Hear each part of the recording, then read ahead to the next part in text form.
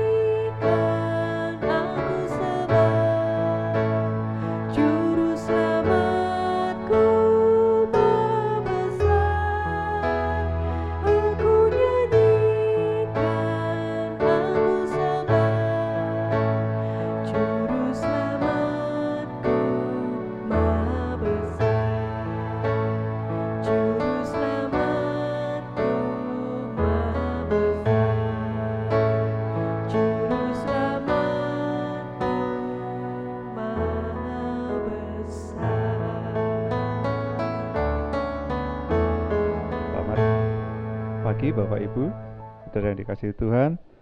Puji Tuhan, kita bergabung kembali di dalam kapel virtual Rumah Sakit Baptis Batu.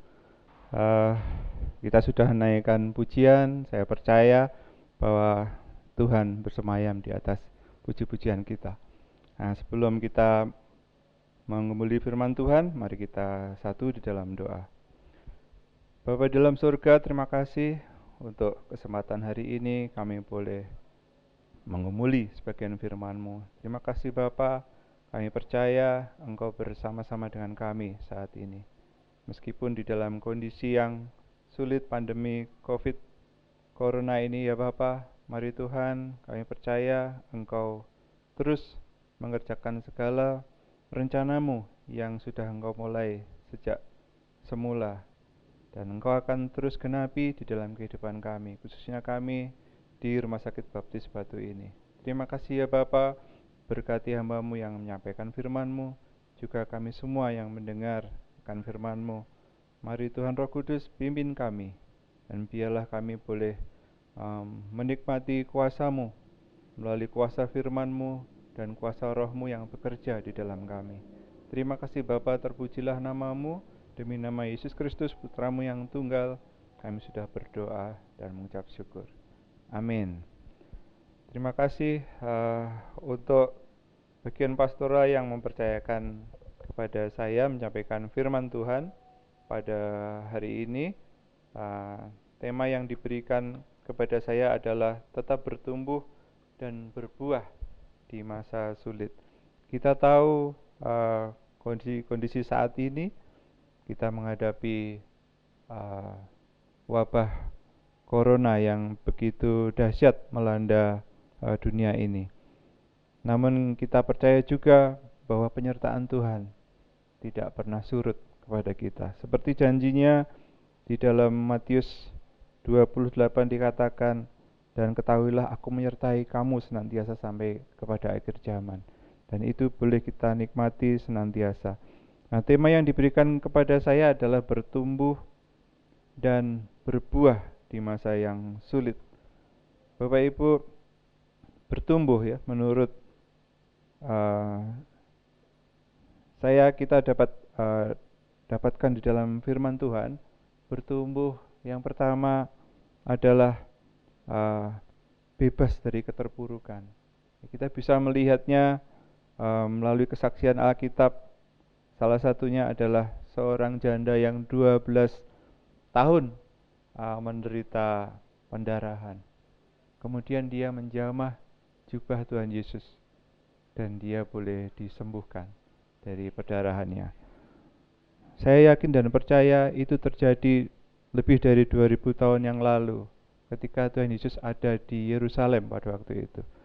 Dan ketika sekarang Tuhan Yesus sudah naik ke surga dan Roh Kudus sudah dicurahkan, saya percaya bahwa mujizatnya akan berlipat-lipat ganda terjadi di dunia ini. Jamah firman-Nya.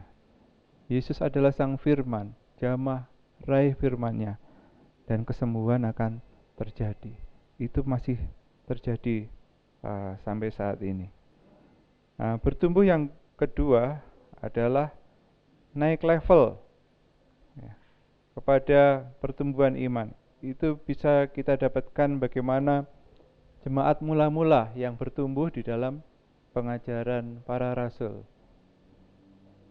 Naik level dan naik level. Namun kita sebenarnya tahu itu terjadi oleh karena Roh Kudus yang bekerja begitu luar biasa di dalam kehidupan para rasul pada waktu itu.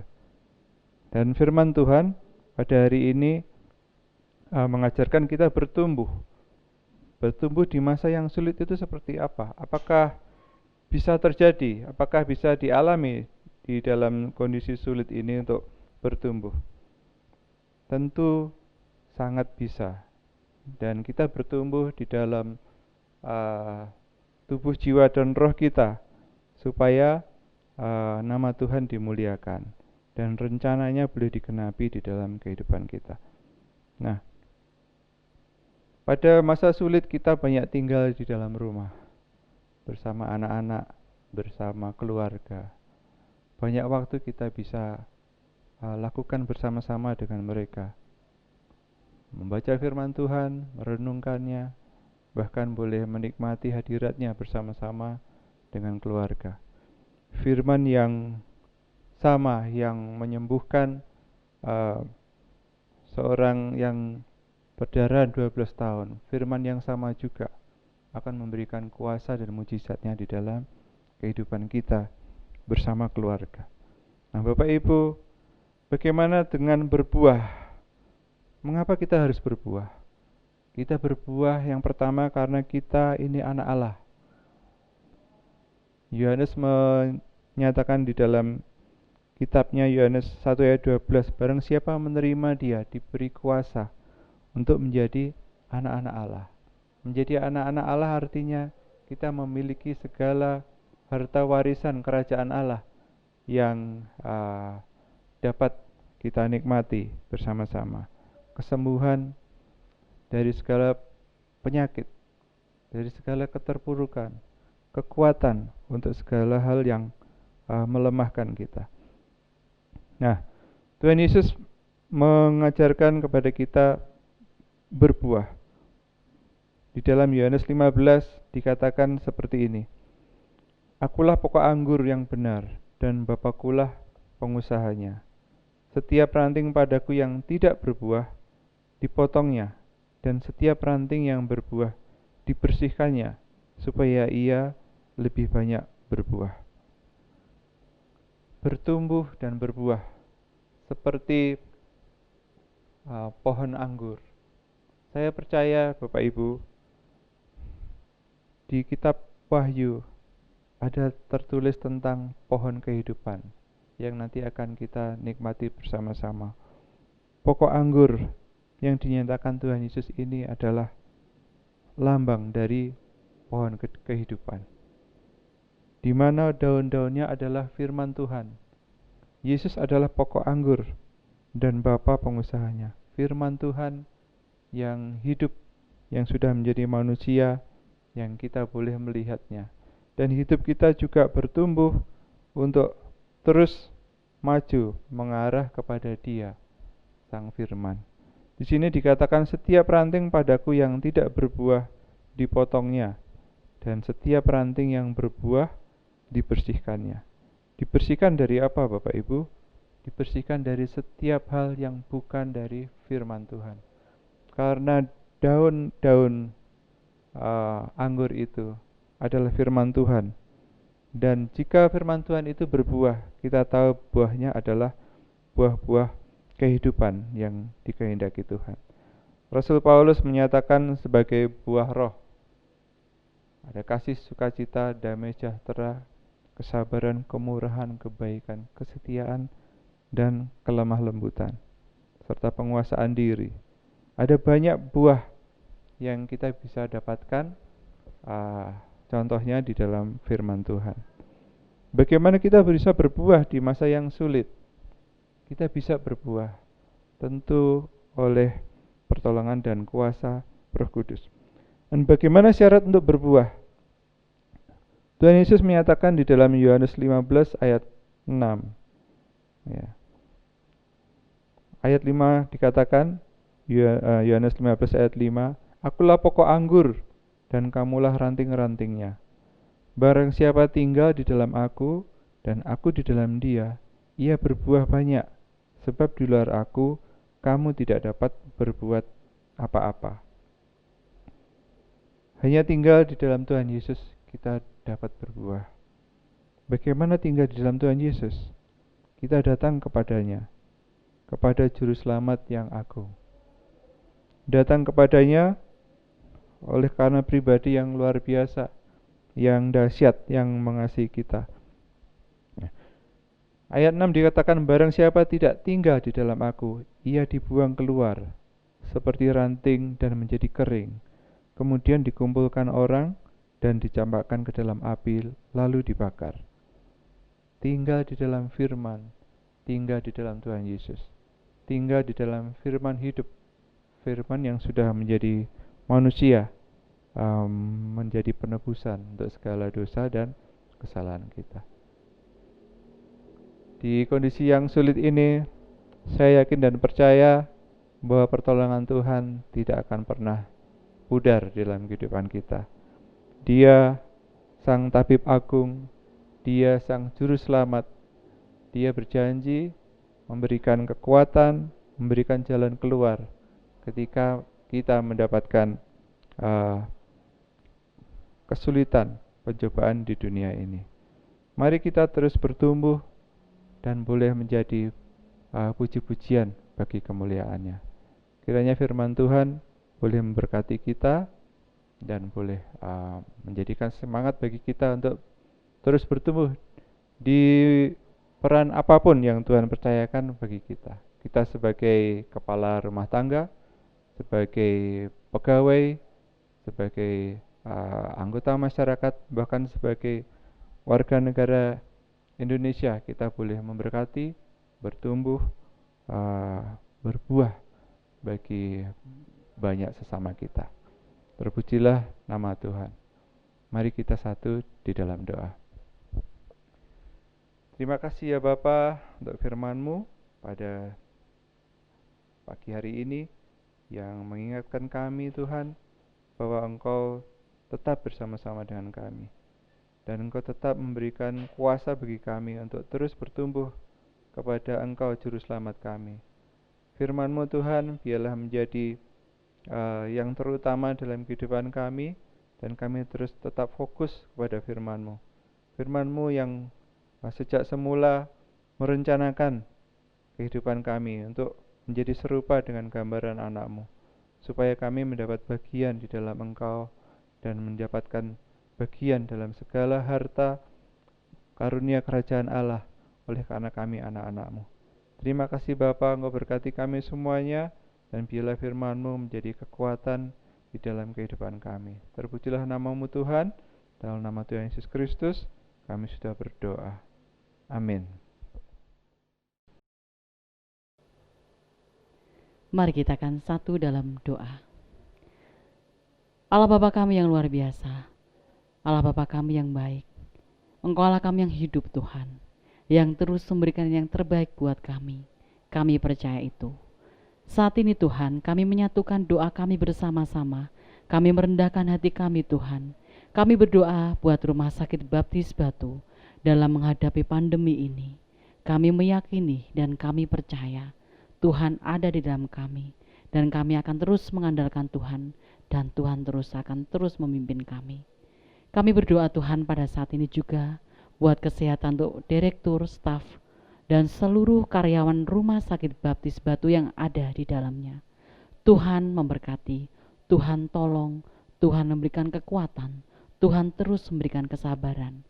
Kami berdoa juga Tuhan untuk persiapan akreditasi. Tuhan akan tolong tim yang ada, kerjasama yang baik, pengerjaan yang sesuai rencana Tuhan, dan apapun yang diprogramkan, apapun yang direncanakan, Tuhan akan buat berhasil apabila Tuhan berkehendak di dalamnya. Kami juga berdoa Bapa untuk para pasien yang kami rawat di tempat ini. Ada kesembuhan buat mereka, ada pemulihan buat mereka. Mereka mendapatkan berkat yang luar biasa datangnya dari Tuhan. Berkatilah kesabaran dan hikmat-Mu ada dalam kehidupan mereka dan keluarga para pasien yang kami layani. Biarlah Tuhan, kami bisa menjadi berkat buat mereka semuanya. Kami percaya dan yakin itu. Di dalam satu nama, Yesus Kristus, kami berdoa. Haleluya. Selamat Amin. pagi, kami ucapkan kepada Bapak Ibu saudara sekalian. Pagi ini kami dari instalasi gizi akan menyampaikan promosi kesehatan rumah sakit. Adapun judul promosi kesehatan rumah sakit pada saat ini adalah keluarga sehat dengan gizi seimbang. Keluarga sehat dengan gizi seimbang. Nah, pengertian gizi seimbang adalah yaitu susunan makanan sehari-hari yang mengandung zat gizi, jenis dan jumlahnya sesuai dengan kebutuhan tubuh. Nah, adapun prinsip gizi seimbang ada 4 pilar yang meliputi adalah yang pertama, konsumsi makanan beragam. Kenapa kita mengkonsumsi makanan beragam? Karena tidak ada satupun zat makanan ataupun satu jenis makanan yang mengandung berbagai macam jenis zat gizi. Jadi kita dalam mengkonsumsi makanan harus bermacam-macam ataupun beragam, antara lain seperti yang mengandung karbohidrat, protein, lemak, dan mineral. Nah, yang kedua adalah biasakan hidup bersih. Kenapa kita harus membiasakan hidup bersih? Seperti pada saat ini, pada musim pandemi seperti ini, kita harus membiasakan diri untuk cuci tangan sebelum melakukan segala aktivitas. Apalagi sebelum kita melakukan pengolahan makanan. Jadi sebelum kita mengupas bahan makanan, sebelum kita mengolah bahan makanan, kita harus mencuci tangan kita dengan sabun sampai bersih. Setelah kita melakukan kegiatan untuk pengolahan makanan ataupun kegiatan lain, kita juga harus mencuci tangan kita supaya bakteri ataupun virus yang menempel pada tangan kita tidak berpindah ke makanan yang akan kita konsumsi. Pilar yang ketiga adalah yaitu melakukan aktivitas fisik. Nah, dengan aktivitas fisik ini kita akan menggunakan kalori yang ada di dalam tubuh kita agar dapat dipergunakan sebagai zat tenaga dan dikeluarkan untuk kegiatan kita sehari-hari supaya tubuh kita juga tetap sehat. Nah, yang keempat yaitu mempertahankan berat badan normal. Kita sebagai manusia ya, kadang ada yang kegemukan, ada yang terlalu kurus. Nah, dari situ kita menginginkan berat badan kita normal dan hidup kita sehat. Nah, untuk mempertahankan berat badan normal ini kita menggunakan dengan makanan-makanan yang kita konsumsi sesuai dengan kebutuhan kita dan juga menjaga berat badan kita normal, yaitu dengan pengukuran sesuai dengan BMI. Gizi seimbang untuk keluarga kita supaya kita tetap sehat, yaitu yang dikonsumsi dari berbagai usia. Yang pertama untuk ibu hamil. Apa yang perlu dikonsumsi oleh ibu hamil? Yang pertama adalah mengkonsumsi aneka ragam pangan yang lebih banyak, karena ibu hamil ini memerlukan makanan 2 kali lipat dari kebutuhan biasanya. Yang kedua yaitu membatasi garam, supaya ibu hamil juga tensinya terkontrol, karena kita takutnya tensinya tinggi dan akan mengganggu pertumbuhan janinnya. Yang ketiga yaitu minum air putih yang lebih banyak seperti biasanya. Yang keempat yaitu membatasi minum kopi yang mengandung banyak kafein. Yang kedua yaitu ibu menateki juga sama dengan kebutuhan ibu hamil, jadi mengkonsumsi aneka ragam makan yang lebih banyak. Yang kedua yaitu untuk bayi 0 sampai 6 bulan.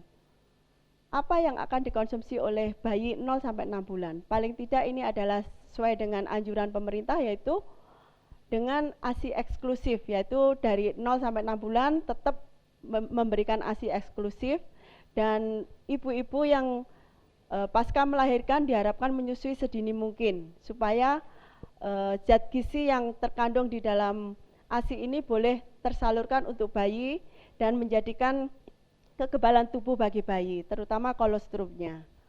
Kemudian untuk anak usia 6 sampai 24 bulan atau 2 tahun, ini ASI tetap berlanjut, tetapi memberikan makanan pendamping ASI sudah harus dimulai untuk pengenalannya, yaitu melalui makanan yang paling cair sampai yang sesuai dengan kebutuhan orang dewasa.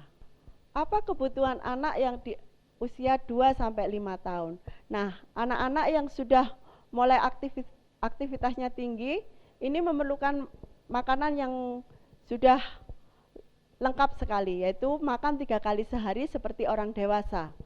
Jadi makanan yang perlu diberikan yaitu mengandung protein yang cukup, konsumsi sayur dan buah.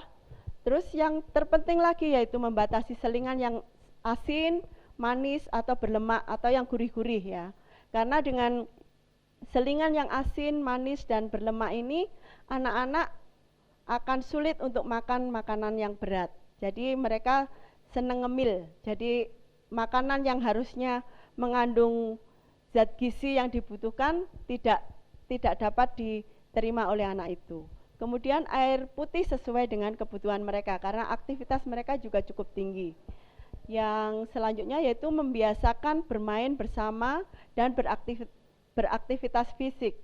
Karena anak-anak juga perlu pengembangan motoriknya dan juga otaknya ya. Jadi diajarkan untuk bermain bersama dengan aktivitas fisiknya. Kemudian untuk anak usia 6 sampai 19 tahun, apa yang perlu dikonsumsi oleh mereka? Karena mereka mulai bertumbuh, bersekolah dan juga aktivitas-aktivitas yang lain cukup tinggi. Maka diharapkan anak-anak yang 6 tahun sampai remaja adalah makan 3 kali sehari bersama keluarga. Jadi mereka dibiasakan untuk makan dengan terjadwal, jadi pagi, siang, dan sore. Kemudian yang kedua, mengkonsumsi ikan dan sumber protein lainnya untuk perkembangan otaknya, terutama karena mereka juga pada masa-masa belajar ya. Kemudian banyak sayur dan cukup buah, ini akan menambah vitamin dan mineral bagi mereka. Kemudian biasakan bawa bekal dan air putih dari rumah untuk mereka berkegiatan di luar, bersekolah ataupun aktivitas olahraga lainnya, karena ini akan membiasakan mereka untuk tidak jajanan seenaknya. Jadi mereka tidak, karena kalau di luar mereka tidak bisa memilih jajanan yang sesuai dengan kebutuhan mereka. Kemudian membatasi makanan siap saji. Nah, ini yang terpenting karena makanan siap saji ini kebanyakan hanya mengandung karbohidrat dan juga yang makanan pengawet yang tidak diperlukan oleh tubuh. Kemudian selingan yang manis, asin dan berlemak, ini juga perlu dibatasi sekali karena mereka juga masih dalam masa-masa pertumbuhan. Kemudian yang penting lagi adalah sikat gigi 2 kali sesudah makan dan sebelum tidur. Ini menjaga pertumbuhan gigi dan juga kesehatan gigi mereka, supaya gigi mereka kuat dan juga sehat, tidak keropos atau tidak berlubang. Kemudian untuk remaja, karena pergaulan yang demikian biasanya mereka akan mencoba-coba. Jadi untuk itu harus menghindari merokok. Ini juga bahaya bagi anak-anak remaja sekarang ya. Kemudian yang terakhir yaitu untuk lansia, yaitu untuk orang-orang yang sudah tua, apa yang perlu dikonsumsi bagi mereka, yaitu banyak makanan sayur dan juga buah-buahan. Mereka kan biasanya kalau orang-orang yang sudah sepuh itu membutuhkan sayur dan buah-buahan karena mereka untuk pencernaan mereka, memudahkan pencernaan mereka, dan juga usia-usia lansia ini biasanya ada penyakit-penyakit yang ditimbulkan seperti diabetes dan sebagainya yang harus cukup dengan serat. Kemudian biasakan makan sumber kalsium. Nah, sumber kalsium ini bisa didapatkan dari ikan dan susu. Tapi untuk lansia, susu biasanya diberikan yang rendah lemak. Jadi yang lemaknya tidak terlalu tinggi karena ini kan juga untuk menghindari kolesterolnya meningkat. Kemudian mengkonsumsi makan yang berserat seperti tadi ya, banyak makan sayuran dan juga cukup buah-buahan.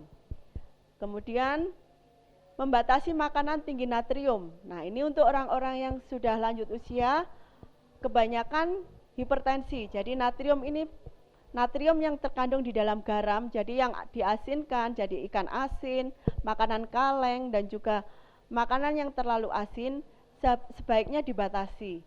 Terlebih untuk makanan kaleng dan juga yang diawetkan dengan natrium ini lebih baik tidak dikonsumsi. Kemudian untuk minum air putih sesuai dengan kebutuhan mereka. Jadi karena kan orang lansia juga sering kalau malam hari sering kencing, jadi mereka juga menyesuaikan diri untuk minum air putih yang banyak. Kemudian yang selanjutnya adalah tetap melakukan aktivitas fisik. Jadi disesuaikan dengan kebutuhan dan kekuatan mereka masing-masing. Mungkin mereka aktivitas fisiknya bisanya jalan-jalan, ya jalan-jalan sesuai dengan kekuatan mereka. Kalau sudah capek, mereka juga harus istirahat. Kemudian yang terakhir yaitu batasi garam, gula dan lemak. Kenapa harus membatasi garam? Tadi sudah kami sebutkan yaitu untuk membatasi garam karena mereka seringkali untuk usia lanjut ini hipertensi yang sering timbul di usia-usia 40 tahun ke atas. Kemudian batasi gula, kenapa? Gula juga akan menimbulkan gula darah mereka meningkat. Jadi kalau gula murni mereka harus membatasinya. Lebih baik menggunakan karbohidrat kompleks, yaitu yang didapatkan dari makanan sehari-hari, bukan gula murni. Kemudian lemak. Nah, lemak ini juga dibatasi sekali karena kebanyakan orang-orang lansia juga kolesterolnya mulai meningkat, baik LDL, terus trigliseridanya juga meningkat. Jadi untuk makanan berlemak harus dibatasi sekali. Demikian presentasi kami dari instalasi gizi, semoga ini berguna bagi Bapak Ibu semuanya. Tuhan Yesus memberkati.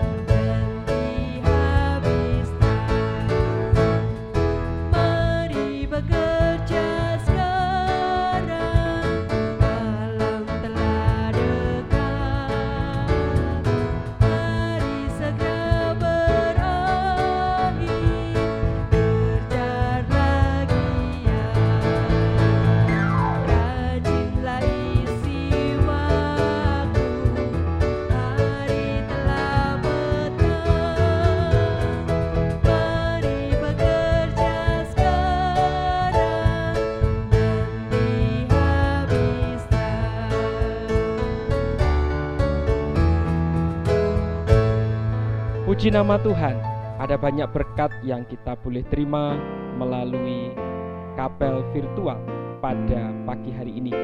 Untuk itu mari kita akan ingat kebenaran firman Tuhan yang mengatakan, akan hal ini aku yakin sepenuhnya, yaitu Ia yang memulai pekerjaan yang baik di antara kamu akan meneruskannya sampai pada akhirnya dan pada hari Kristus Yesus. Kiranya berkat daripada Allah Bapa, cinta kasih di dalam Tuhan kita Yesus Kristus, dan persekutuan di dalam kuasa Roh Kudus memberkati kita semua, Civitas Hospitalia Rumah Sakit Baptis Batu, dari sekarang sampai selama-lamanya. Selamat bertumbuh dan selamat berbuah di dalam Kristus Yesus.